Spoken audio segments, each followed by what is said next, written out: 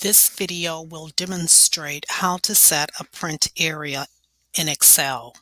A print area is one or more ranges of cells that you designate to print when you don't want to print the entire worksheet. To set a print area, you first want to select the cells that you want to define as your print area. I'm going to hover over my area of data.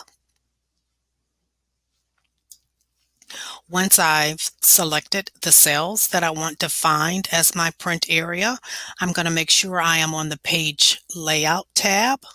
In the Page Layout tab, I want to locate the print area, click it, and choose Set Print Area.